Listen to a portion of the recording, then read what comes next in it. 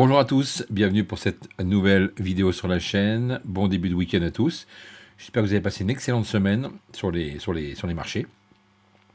Je voulais vous montrer dans cette vidéo un setup vraiment pour débutants, qu'avec des niveaux. Et vous allez voir qu'effectivement, ça marche plutôt pas mal. J'ai pris un trade hier, le seul trade de la journée d'ailleurs, puisque j'évite maintenant de trop rentrer sur le marché et je préfère prendre des trades de qualité.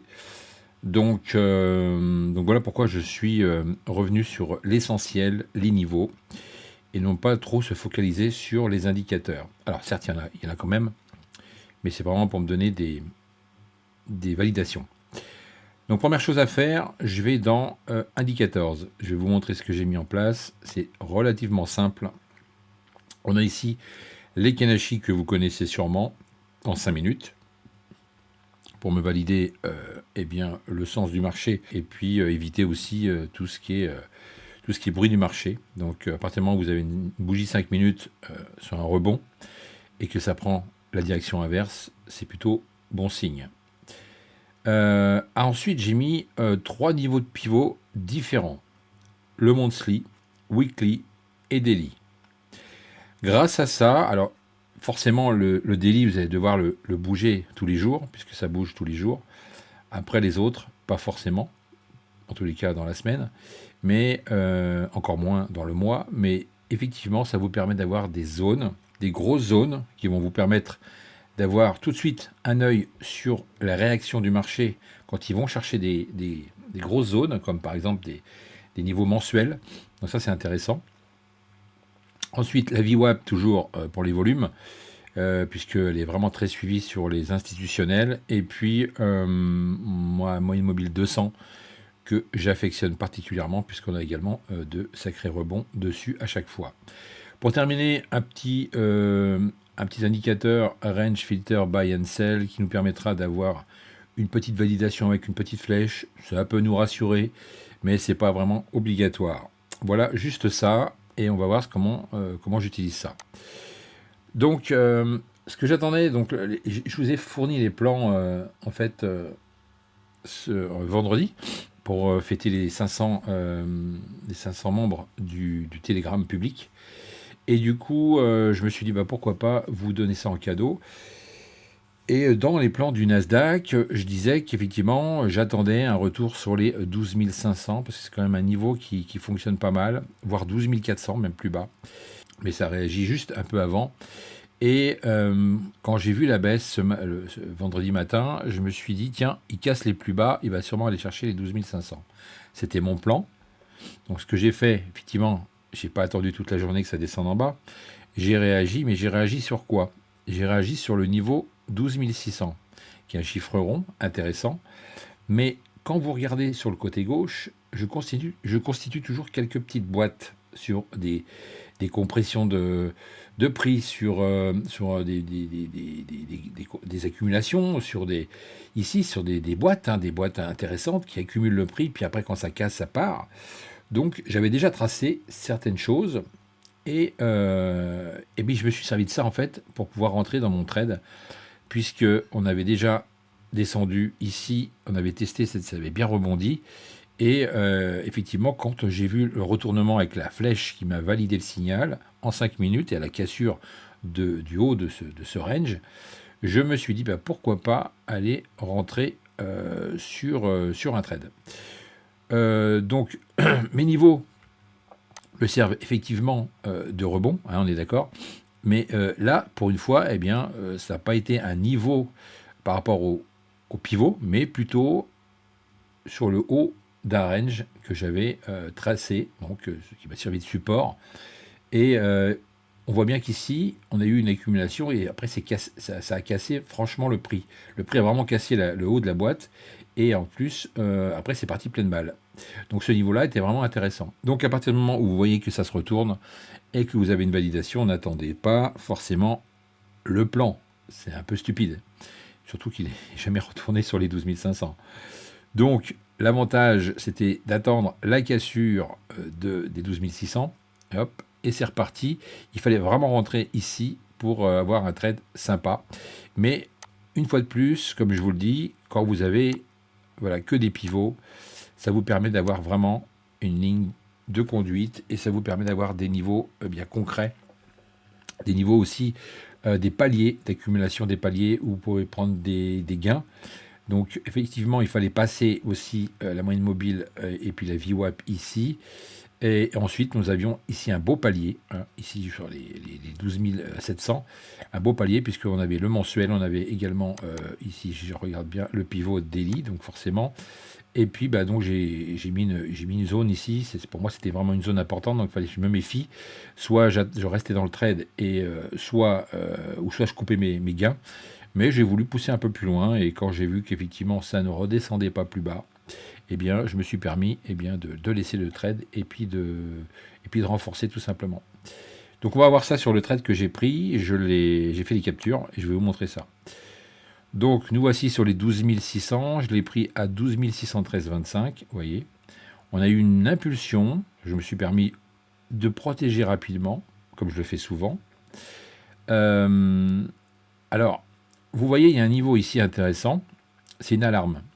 C'est une alarme, pourquoi? Parce que je n'ai pas tout le temps les yeux rivés sur l'écran à tenir mon trade. Donc mon stop était beaucoup plus bas. Et je me suis dit, voilà, si jamais ça se retourne et que le prix revient sur mon prix d'entrée, eh bien l'alarme sonnera et je pourrai éventuellement avoir les yeux rivés après sur l'écran pour pouvoir couper mon trade et payer mes frais. Tout simplement. Donc faites ça, c'est une petite astuce. Vous mettez une alarme juste au-dessus, avant d'être break-even, puisque vous ne savez pas si vous n'allez pas être repris. Hein. Et à partir du moment où vous êtes break-even, ça peut également vous servir eh bien, d'alarme si jamais le prix se retourne et vous pouvez après soit sortir ou soit laisser votre trade comme il est. Et voilà, c'est vraiment la simplicité.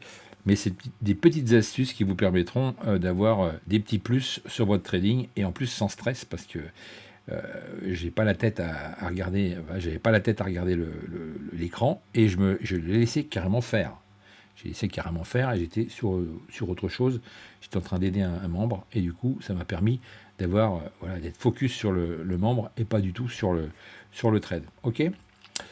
Donc on va suivre ce que ça donne. Une fois que ça a monté, voilà. Voilà, donc après j'ai enlevé mon signal, j'avais plus besoin de l'alarme hein, à ce niveau-là. Et je me suis dit, voilà, ça a cassé effectivement la VWAP, ça a cassé la moyenne mobile 200, ça a cassé deux autres niveaux. Donc je me suis dit, bon voilà, c'est solide, ça va pouvoir monter. Ok. À partir de là, qu'est-ce que j'ai fait?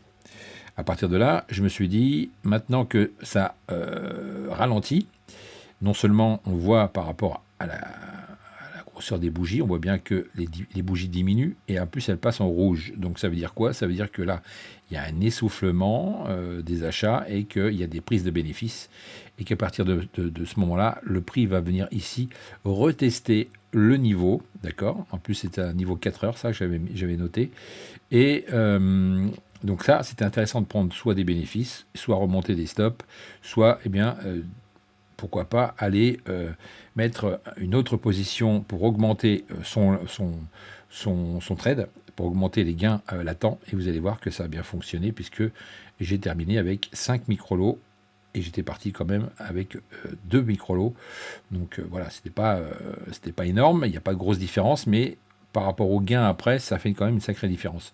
Donc il faut construire sa position, il ne faut pas rester dans l'idée de rentrer tout de suite avec 3, 4, 5 micro-lots et après vous faites retourner, vous payez beaucoup de frais, c'est complètement stupide. Plutôt démarrer avec 1, 2 micro-lots et après vous construisez tout simplement votre trade en fonction de la tendance, tout simplement. Donc j'ai continué à accumuler, voilà, tac, et je me suis arrivé ici, voilà. Donc là, ça a stagné un petit peu, et puis j'ai réussi à rentrer 3 autres micro-lots. Je me suis permis de rentrer avec 3 autres micro-lots. Ça a augmenté mon risque aussi, il ne faut pas oublier ça. Mais effectivement, vu la respiration que nous avons eue ici, c'était intéressant de pouvoir continuer de suivre le prix et de suivre le flux gentiment, toujours en protection, et puis laisser faire. D'accord? Donc voilà, ça continue de monter. Et là, ce que j'ai fait, à partir de ce niveau-là, j'ai monté mon stop juste en dessous de la dernière bougie. Comme ça, si je me faisais stopper, ben, ça me sortait totalement mon trade et j'encaissais. Voilà, c'est ce que j'ai fait. Et à partir de là, alors un petit peu plus haut, on va pas le voir, mais j'ai remonté mon stop et je me suis fait sortir. Mais à cet endroit-là, j'avais déjà encaissé 457,98 en partant avec 2 micros. Donc non, il ne faut pas trader avec du mini. Non, il ne faut pas trader avec beaucoup de micros au départ. Il suffit de construire sa position avec des niveaux et vous serez toujours en sécurité avec votre capital. Et vous voyez, on arrive à faire quand même quelques dollars pour la journée. Je n'ai fait qu'un trade. D'habitude, j'en fais plusieurs, j'en ai fait qu'un. J'en ai fait qu'un parce que j'attendais un plus bas. Il n'a pas été au plus bas, mais il s'est retourné sur 12 600 et ça me convenait par rapport à ce que j'avais prévu juste avant en fonction de mes petites boîtes, tout simplement.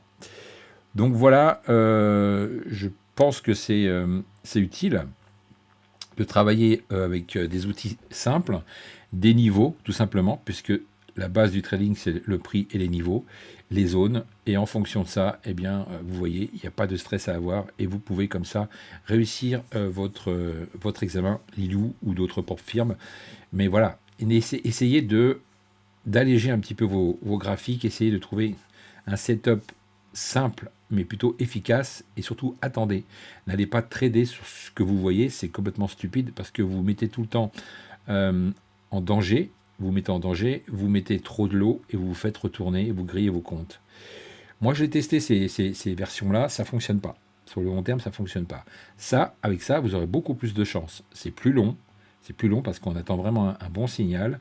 Après, il faut vraiment que le flux parte dans une bonne direction. Mais quand on a des marchés un peu compliqués, ça monte, ça descend dans une zone et c'est un peu compliqué pour trouver un vrai mouvement, je suis d'accord, on peut pas faire grand-chose, mais quand vous avez ce genre de flux, il faut savoir en profiter. Donc voilà, j'espère que ça va vous aider. C'était la petite vidéo du samedi. Je vous souhaite un bon week-end et on se retrouve bientôt. Si vous voulez nous rejoindre sur le groupe Telegram, n'hésitez pas, les liens sont sous la vidéo. À bientôt, bon week-end, ciao.